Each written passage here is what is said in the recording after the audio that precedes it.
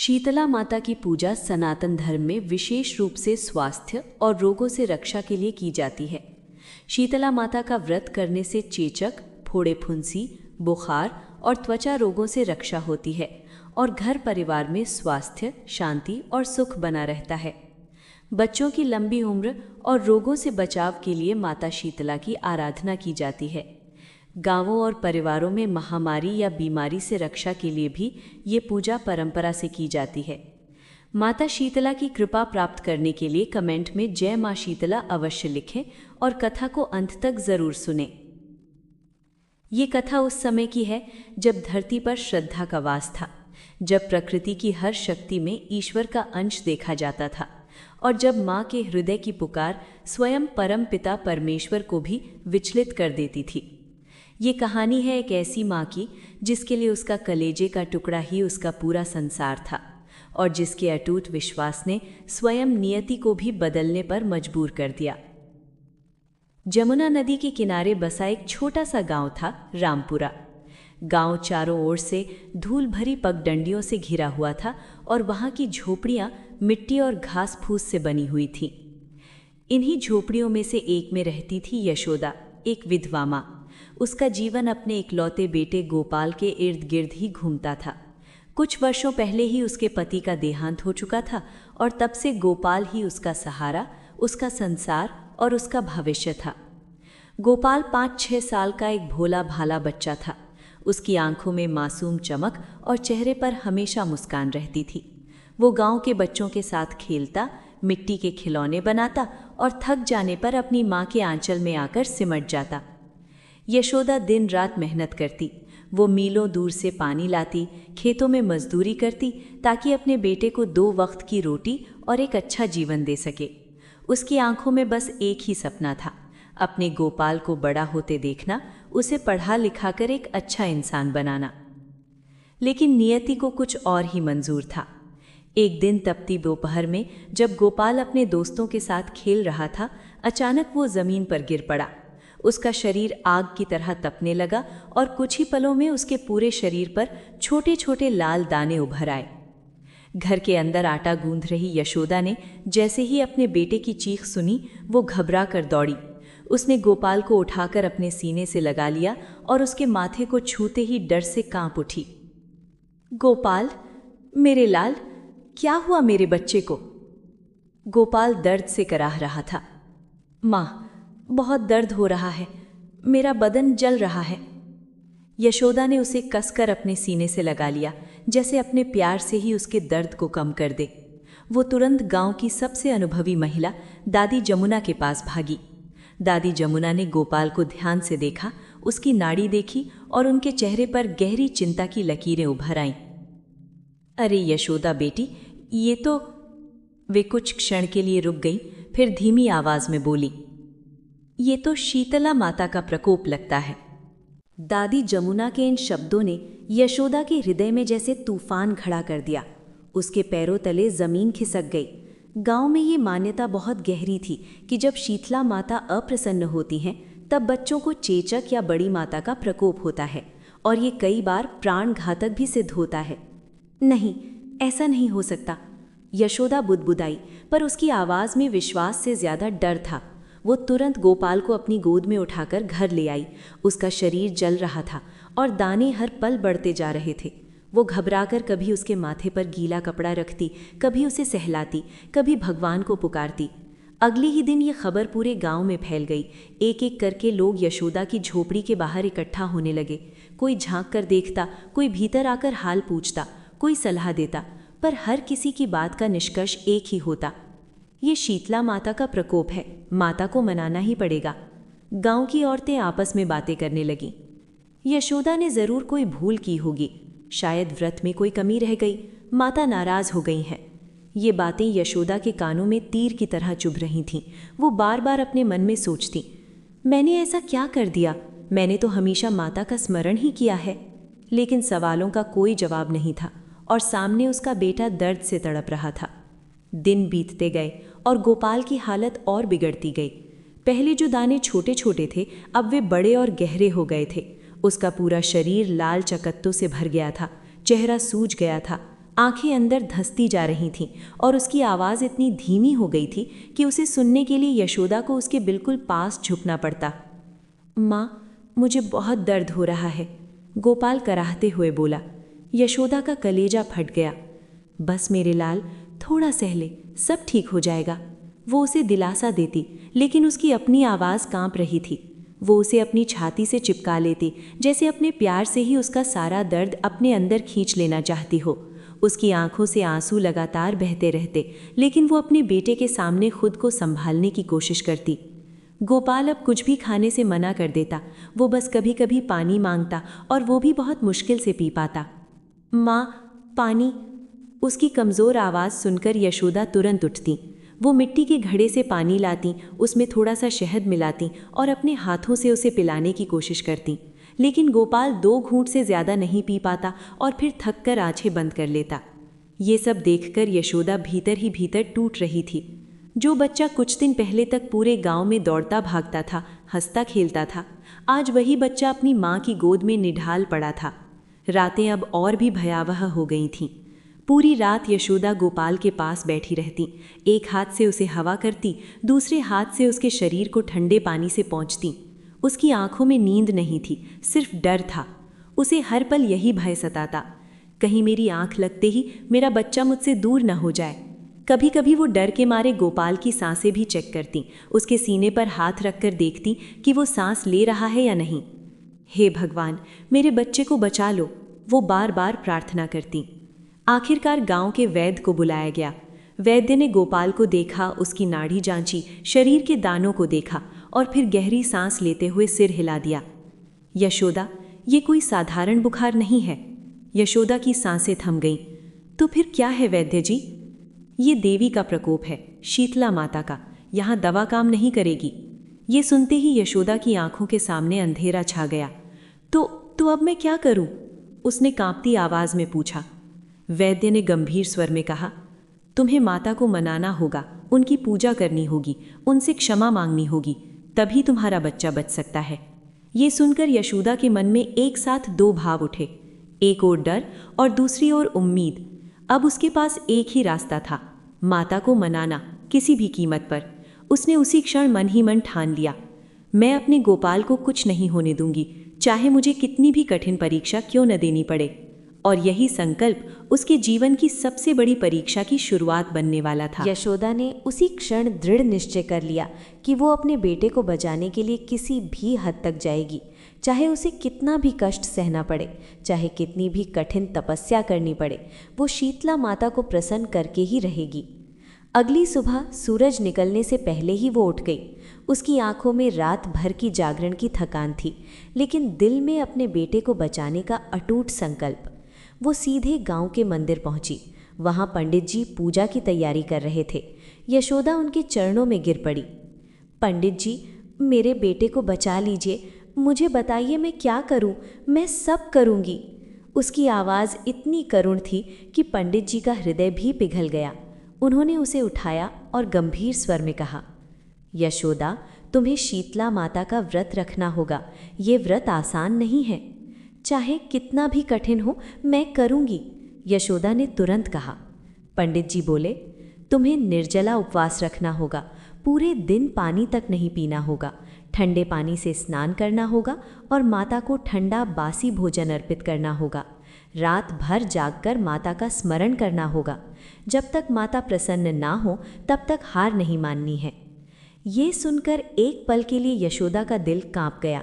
एक माँ के लिए अपने बीमार बच्चे को देखकर खुद भूखे प्यासे रहना, ये सोचकर ही उसकी आंखों में आंसू भर आए। लेकिन अगले ही क्षण उसने अपने गोपाल का चेहरा याद किया, उसकी पीड़ा, उसकी कराह, और उसने अपने आंसू पोंछ दिए। मैं करूँगी पंडित जी, मैं सब करूँगी, उसने दृढ़ स्वर में कहा। उसने अपने आंचल से अपनी छोटी सी जमा पूंजी निकाली और पंडित जी के चरणों में रख दी। बस मेरे बेटे को बचा लीजिए। पंडित जी ने उसे आशीर्वाद दिया और व्रत के नियम विस्तार से समझाए। यशोदा घर लौटी तो देखा कि गोपाल की हालत और भी बिगड़ गई थी। उसका शरीर अब पहले से ज़्यादा तप रहा था, दाने और गहरे हो गए थे और वो बहुत मुश्किल से सांस ले पा रहा था। माँ, गोपाल ने कमज़ोर आवाज़ में पुकारा। यशोदा तुरंत उसके पास बैठ गई। हाँ मेरे लाल। तुमने खाना खाया? गोपाल ने मासूमियत से पूछा। ये सुनकर यशोदा का दिल जैसे चीर गया। उसने अपने आंसू छुपाते हुए मुस्कुराने की कोशिश की। हाँ मेरे लाल, मैंने खा लिया, तू चिंता मत कर। वो जानती थी कि वो झूठ बोल रही है, लेकिन अपने बच्चे को चिंता में नहीं डालना चाहती थी। उस रात उसने थोड़ा सा चावल और गुड़ उधार लिया और ठंडे चावल की खीर बनाई, जो अगले दिन माता को अर्पित करनी थी। उसके हाथ कांप रहे थे, मन में डर था, लेकिन विश्वास उससे भी बड़ा था। अगले दिन ब्रह्म मुहूर्त में यशोदा उठी। उसने ठंडे पानी से स्नान किया। सर्द पानी उसके शरीर में सिहरन पैदा कर रहा था, लेकिन उसने अपने मन को मजबूत रखा। वो मंदिर गई, शीतला माता के सामने दीपक जलाया, ठंडे पकवान अर्पित किए और हाथ जोड़कर रोते हुए प्रार्थना करने लगी। हे माता, मेरे गोपाल को क्षमा कर दो। अगर उसने कोई गलती की हो तो मुझे दंड दो। मैं उसकी माँ हूँ, उसका हर दुख मैं सहने को तैयार हूँ। उसकी आवाज़ कांप रही थी, लेकिन उसके शब्दों में सच्चाई थी, दर्द था और अटूट विश्वास था। मंदिर में मौजूद अन्य महिलाएं भी ये सब देख रही थीं। वो यशोदा की हालत देखकर भावुक हो गईं। उन्होंने उसे ढांढस बंधाया, लेकिन यशोदा का मन तो अपने बेटे के पास ही अटका हुआ था। पूजा समाप्त करके वो तुरंत घर लौटी। रात होते होते गोपाल की हालत और भी गंभीर हो गई। अब उसकी सांसें बहुत धीमी हो गई थीं, शरीर निढाल पड़ गया था और वो केवल हल्की हल्की कराह ही कर पा रहा था। यशोदा उसके पास बैठी थी। निर्जला व्रत के कारण उसका गला सूख चुका था, शरीर में शक्ति नहीं बची थी, लेकिन उसकी ममता उसे संभाले हुए थी। गोपाल, मेरे बच्चे, आंखें खोल। वो उसे धीरे से हिलाती। गोपाल ने बहुत मुश्किल से आंखें खोली। माँ, मुझे नींद आ रही है। नहीं मेरे लाल, तू सो मत, मुझसे बातें कर। यशोदा की आवाज़ टूट गई। उसने उसका हाथ कसकर पकड़ लिया। तू मुझे छोड़कर मत जा। उसकी आंखों से आंसू रुक ही नहीं रहे थे। उसने आसमान की ओर देखा और पूरी शक्ति से पुकारा, हे शीतला माता, अगर आज आपने मेरे बेटे को ठीक नहीं किया तो मैं भी उसके साथ अपने प्राण त्याग दूंगी। मेरा जीवन मेरे बेटे के बिना अधूरा है। उसकी ये पुकार इतनी सच्ची, इतनी गहरी थी कि मानो आकाश भी कांप उठा हो। रात और गहरी होती गई और यशोदा की परीक्षा अपने चरम पर पहुंचने लगी। रात अब अपने सबसे गहरे अंधेरे में डूब चुकी थी। चारों ओर सन्नाटा पसरा हुआ था, लेकिन यशोदा की झोंपड़ी के भीतर जीवन और मृत्यु के बीच भयंकर संघर्ष चल रहा था। गोपाल की सांसें अब बहुत धीमी हो चुकी थीं। उसका शरीर ठंडा पड़ने लगा था और उसकी पकड़ भी ढीली होती जा रही थी। यशोदा का दिल जैसे टूट कर बिखर गया। नहीं नहीं, ये नहीं हो सकता, वो रोते हुए बार बार कह रही थी। उसने अपने बेटे को कसकर अपनी छाती से लगा लिया, जैसे उसे अपने भीतर समा लेना चाहती हो। हे माता, एक माँ होकर दूसरी माँ का दर्द समझो। मेरे बच्चे को मुझसे मत छीनो। उसकी आवाज़ में ऐसी करुण पुकार थी कि पत्थर भी पिघल जाए। गोपाल ने एक बहुत हल्की सांस ली और फिर उसकी सांसें लगभग थम सी गईं। ये देखकर यशोदा की दुनिया जैसे ख़त्म हो गई। उसने अपनी आंखें कसकर बंद कर लीं और एक अंतिम चीख उसके गले में ही अटक गई। उसके शरीर में अब कोई शक्ति नहीं बची थी। वो बस अपने बेटे के निर्जीव से शरीर को पकड़ कर बैठी थी। तभी अचानक झोपड़ी के भीतर एक दिव्य प्रकाश फैलने लगा। वो प्रकाश न बहुत तेज था, न चुभने वाला, बल्कि अत्यंत शीतल, शांत और सुकून देने वाला था। यशोदा ने धीरे धीरे अपनी आंखें खोलीं। उसने देखा झोपड़ी के एक कोने में, जहाँ कभी रोशनी ठीक से पहुँचती भी नहीं थी, वहाँ एक दिव्य आभा से युक्त आकृति प्रकट हुई। एक तेजस्वी स्त्री, श्वेत वस्त्रों में सुसज्जित, उनके हाथों में कलश और झाड़ू, मस्तक पर अद्भुत तेज और आंखों में असीम करुणा। वो स्वयं माता शीतला थी। यशोदा अवाक रह गई। उसका शरीर कांपने लगा। वो कुछ बोल नहीं पा रही थी। उसकी आंखों से आंसू बहने लगे, लेकिन इस बार वे दुख के नहीं बल्कि श्रद्धा और विस्मय के थे। माता ने मधुर और शांत स्वर में कहा, डरो मत मेरी बेटी, मैं तुम्हारी पुकार सुनकर आई हूँ। यशोदा ने कांपते हुए हाथ जोड़ दिए। हे माता, आप सच में? माता शीतला मुस्कुराईं। उनकी मुस्कान में अपार शांति थी। उन्होंने आगे बढ़कर यशोदा के सिर पर हाथ फेरा। उस स्पर्श से ही यशोदा को एक अद्भुत ऊर्जा का अनुभव हुआ। फिर माता ने अपने दूसरे हाथ से गोपाल के शरीर को स्पर्श किया। जैसे ही माता का स्पर्श गोपाल को लगा, एक चमत्कार होने लगा उसका तपता हुआ शरीर धीरे धीरे ठंडा होने लगा, दाने गायब होने लगे और उसकी सांसें सामान्य होने लगी। ये सब यशोदा अपनी आंखों से देख रही थी। उसे विश्वास ही नहीं हो रहा था। माता ने कहा, बेटी, तुम्हारी भक्ति ने मुझे प्रसन्न कर दिया है। तुमने अपने पुत्र के लिए जो तप किया है वो अतुलनीय है। तुम्हारा प्रेम, तुम्हारी श्रद्धा और तुम्हारा अटूट विश्वास ही मुझे यहाँ खींच लाया है। यशोदा की आंखों से आंसुओं की धारा बहती रही। माता ने आगे कहा, जब भक्ति सच्ची होती है तो रोग भी मिट जाते हैं। ये शब्द जैसे अमृत बनकर यशोदा के हृदय में उतर गए। माता ने उसे आशीर्वाद दिया और धीरे धीरे उसी दिव्य प्रकाश में विलीन हो गई। झोपड़ी में फिर से अंधेरा छा गया, लेकिन अब वो अंधेरा भय का नहीं बल्कि एक नए विश्वास का प्रतीक था। यशोदा ने तुरंत अपने बेटे की ओर देखा। गोपाल अब शांत था, उसकी सांसें सामान्य थीं और उसके शरीर से सारे दाने गायब हो चुके थे, मानो उसे कभी कोई रोग हुआ ही न हो। यशोदा ने उसके माथे को छुआ। अब वहाँ कोई बुखार नहीं था। वो फूट फूट कर रो पड़ी, लेकिन इस बार ये आंसू खुशी के थे। उसने अपने बेटे को सीने से लगा लिया और बार बार माता को धन्यवाद देने लगी। उस रात, जो उसके जीवन की सबसे भयानक रात थी, वही उसकी सबसे चमत्कारी रात बन गई। अगली सुबह जब सूरज की पहली किरणें रामपुरा गांव की झोपड़ियों पर पड़ीं, तो एक नया सवेरा अपने साथ एक अद्भुत चमत्कार लेकर आया।